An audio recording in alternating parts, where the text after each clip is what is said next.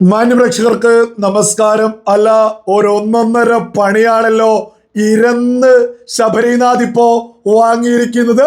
ശബരിനാഥ് മാത്രല്ല, വി ശിവൻകുട്ടിയും കൂട്ടരും, അതായത് തലസ്ഥാന നഗരിയിലെ BJP-യുടെ ഭരണത്തെ അങ്ങ് അട്ടിമറിക്കാമെന്ന് പറഞ്ഞ് തുനിഞ്ഞിറങ്ങിയ ശബരിനാഥിനും വി ശിവൻകുട്ടിക്കും തലമണ്ടക്ക് കൂട്ടി തന്നെയാണ് നല്ല ഒരു ഒന്നൊന്നര കൊട്ട് VV രാജേഷ് അങ്ങ് വെച്ച് കൊടുത്തിട്ടുള്ളത്.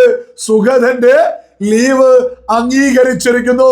6 മാസത്തേക്ക് അവധി, അതും സ്വതന്ത്രനായിട്ടുള്ള സുധീഷ് എന്ന കൗൺസിലർ BJP-ക്കൊപ്പം നിലകൊള്ളുകയും ചെയ്തു. ഇത് ആദ്യമേ തന്നെ VV രാജേഷ് പ്രഖ്യാപിച്ചതല്ലേ, ഞങ്ങളെ തിരഞ്ഞെടുത്തത് തിരുവനന്തപുരത്തെ ജനതയാണ്, അത് അട്ടിമറിക്കാൻ ഇവിടെയുള്ള കോൺഗ്രസിനെ കൊണ്ടോ ഇടതുപക്ഷത്തെ കൊണ്ടോ ചെയ്യാൻ സാധിക്കില്ല.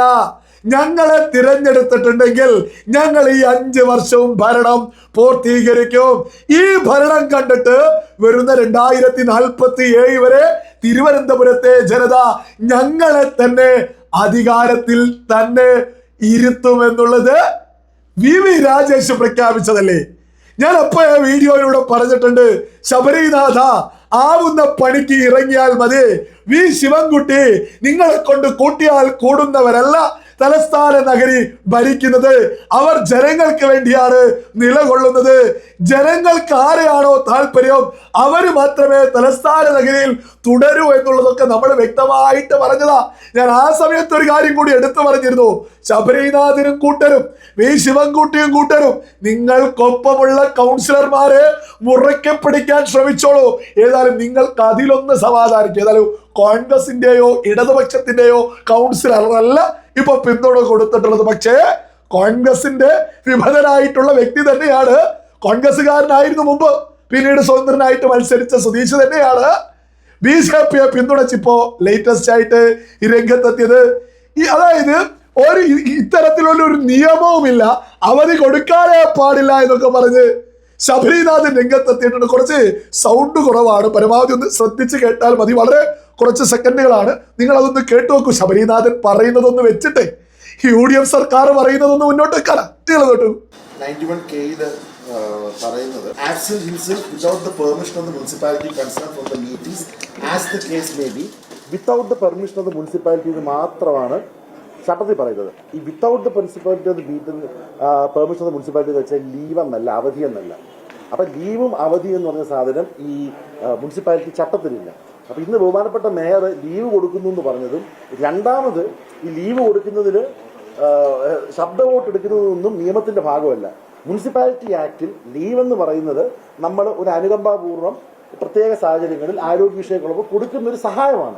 നിങ്ങൾ കേട്ടില്ലേ, യജാതി മെഴുകല ഈ ശബരിനാഥനൊക്കെ നടത്തുന്നത്. ഈ വീണു എനിക്ക് കിടന്നങ്ങനെ ഉരുളണം ശബരിനാഥ, ആ തോൽവി സമ്മതിച്ചങ്ങ് പൊക്കോടെ. നിങ്ങൾ കേട്ടില്ലേ, കൗൺസിൽ മീറ്റിംഗ് ഒക്കെ കഴിഞ്ഞിട്ട് ഓടി പരാതി പറയാ. എന്താ പരാതി?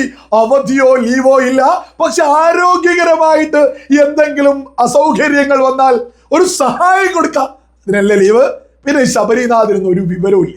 ഇവിടെ ഇന്ന ഏതെങ്കിലും കേസിലുണ്ടെങ്കിൽ ആ കേസുകാർ ഇന്നത് ചെയ്യാൻ പറ്റൂല എന്നൊക്കെ ഭരണഘടനയിലുണ്ട്. അപ്പൊ അങ്ങനെ ഒരു പ്രശ്നം ഉണ്ടായിരുന്നെങ്കിൽ അതും ഭരണഘടനയിൽ ഉണ്ടാവുമായിരുന്നു.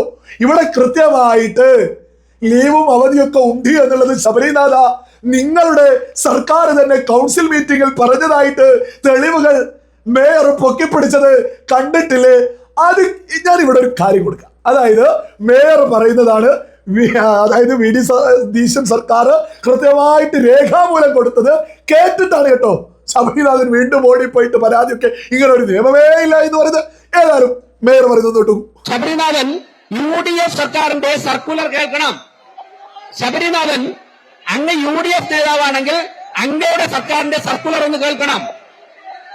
അതായത് തിരുവനന്തപുരം കോർപ്പറേഷന്റെ കൗൺസിൽ യോഗത്തിൽ ഹാജരാകാൻ ആവശ്യപ്പെട്ടുകൊണ്ട് വിയ്യൂർ ജയിൽ സൂപ്രണ്ടിന് സുഗതൻ കൊടുത്തിരുന്ന അപേക്ഷയിൽ സംസ്ഥാന സർക്കാരിലേക്ക് അയച്ചു.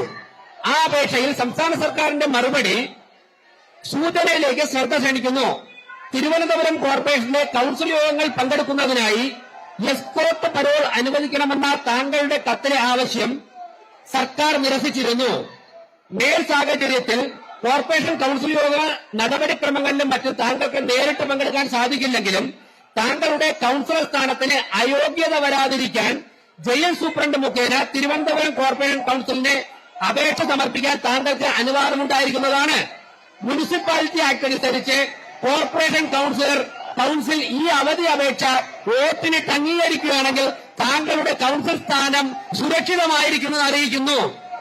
ഇത് സംസ്ഥാന സർക്കാരിന്റെ ആഭ്യന്തര വകുപ്പ് 2026 7-ാം മാസം 2-ാം തീയതി പുറപ്പെടുവിച്ച സർക്കുലറാണ്. സുഗതനെ ഹാജരാവാതിരിക്കാൻ വേണ്ടി അപേക്ഷ സമർപ്പിക്കാമെന്ന് ശബരിനാഥ UDF സർക്കാരിന്റെ ആഭ്യന്തര വകുപ്പിന്റെ സർക്കുലറാണ്. ആർക്ക് വേണമെങ്കിൽ പരിശോധിക്കാം. തൃശൂർ ജയിൽ സൂപ്രണ്ട് മുഖാന്തരമാണ് സമർപ്പിച്ചിരിക്കുന്നത്. ഈ കൗൺസിൽ യോഗം കഴിയുമ്പോഴേക്കും മാധ്യമങ്ങൾക്ക് ഇതിന്റെ കോപ്പി തരുന്നതാണ്. നിങ്ങൾ കേട്ടില്ലേ? രേഖാമൂലം UDF സർക്കാർ പറഞ്ഞതാണ് അവധിക്ക് അപേക്ഷ കൊടുക്കാം. അത് അംഗീകരിക്കുകയാണെങ്കിൽ നിങ്ങൾക്ക് തുടരാം.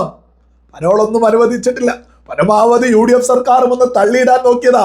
ഒരിക്കലും UDF സർക്കാരും പ്രതീക്ഷിച്ചില്ല വീണ്ടും ഒരു സ്വതന്ത്രൻ കൂടെ BJPക്ക് പിന്തുണയുമായിട്ട് രംഗത്തെത്തുമെന്നുള്ളത്. അത് പ്രതീക്ഷിക്കാതെ UDF സർക്കാർ പറഞ്ഞു, നിങ്ങൾ അവധി കൊടുത്തോളൂ, അത് അംഗീകരിച്ചാൽ വോട്ടിനിട്ടോളൂ. നിങ്ങൾക്ക് ഭൂരിപക്ഷമുണ്ടെങ്കിൽ, നിങ്ങൾക്ക് ആളെണ്ണമുണ്ടെങ്കിൽ നിങ്ങൾക്കത് അവധി അംഗീകരിക്കാമെന്ന് UDF സർക്കാർ രേഖാമൂലം കൊടുത്തപ്പോ ഇത് കേട്ടിട്ടാണ് ശബരിനാഥൻ ഓടി വന്നിട്ട് വീണ്ടും പരാതി പറയുന്നത്. ശബരിനാഥ എന്ന് തന്നെയല്ലായിരുന്നു VV രാജേഷ് വിളിച്ചത്. എന്നിട്ടും മനസ്സിലായില്ലേ കാര്യങ്ങള്? രേഖാമൂലം കൃത്യമായിട്ട് UDF സർക്കാർ പറഞ്ഞതിന് അനുസരിച്ചാണ് വോട്ടെടുപ്പ് നടന്നത്. ആ വോട്ടെടുപ്പിൽ BJP വിജയിച്ചിരിക്കുന്നു. ഒരു സ്വതന്ത്ര കൗൺസിലർ കൂടെ BJPക്കൊപ്പം അണിചേർന്നിരിക്കുന്നു. ഇനിയും അവിശ്വാസ പ്രമേയമൊക്കെ ആയിട്ട് ശബരിനാഥനും അതേപോലെ തന്നെ LDFിനൊക്കെ വരാൻ വല്ല ആഗ്രഹവും തോന്നുന്നുണ്ടോ? വെറുതെ അമ്മാതിരി പണിക്കൊന്നും നിങ്ങൾ ഇറങ്ങാത്തതാ നല്ലത്. നിങ്ങളുടെ ഇടവും വലവും നിന്നവരെ പോലും നാളെ BJPക്ക് അനുകൂലമായിട്ട് നിൽക്കും. കാരണം എന്താണെന്നറിയോ? വെറുതെ അല്ല, ജനങ്ങൾ തിരഞ്ഞെടുത്ത ആളുകളാണിപ്പോ തലസ്ഥാനം ഭരിക്കുന്നത്. ജനങ്ങളോടൊരു മാന്യത കാണിക്കണം. അത് ഏത് പാർട്ടിയിലെ കൗൺസിലർമാരാണെങ്കിലും. ഒരു കള്ളക്കേസല്ലേ സുഗതനെതിരെ കൊടുത്തിട്ട് UDF സർക്കാർ ഇപ്പോൾ ജയിലിൽ അടച്ചിട്ടുള്ളത്. ആ കള്ളക്കേസ് കൊടുത്ത് ജയിലിൽ അടച്ചത് പോരാ, ഒരു ഭരണത്തെ തന്നെ അട്ടിമറിക്കാൻ ശബരിനാഥൊക്കെ തുനിഞ്ഞിറങ്ങുന്നത്. നമ്മുടെ തലസ്ഥാന നഗരിയിലെ ജനാധിപത്യത്തെ കശാപ്പ് ചെയ്യല്ലേ? ജനങ്ങളുടെ മുഖത്ത് നോക്കി കൊഞ്ഞനം കാണിക്കുകയല്ലേ? ഏതായാലും 8 നിലയിൽ ഈ പറഞ്ഞ കോൺഗ്രസ് ഒക്കെ പൊട്ടി.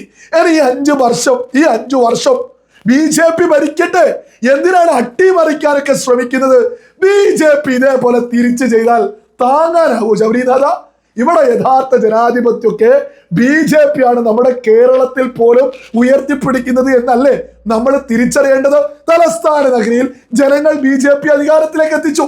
പിന്നെ എന്തിനാണ് ഈ അധികാരത്തിന്റെ എണ്ണമെടുക്കുമായിട്ട് ശബരിനാഥനൊക്കെ തുനിഞ്ഞ് നിയമല്ല എന്ന് പറയും? അതേസമയത്ത് UDF സർക്കാർ പറഞ്ഞു നിയമമുണ്ട്, അവധി കിട്ടുകയാണെങ്കിൽ ഓക്കെ എന്നു. രണ്ടും ഒരേ കൂട്ടർ പറയുമ്പോ കേരളത്തിലെ മലയാളികൾ തിരിച്ചറിയും.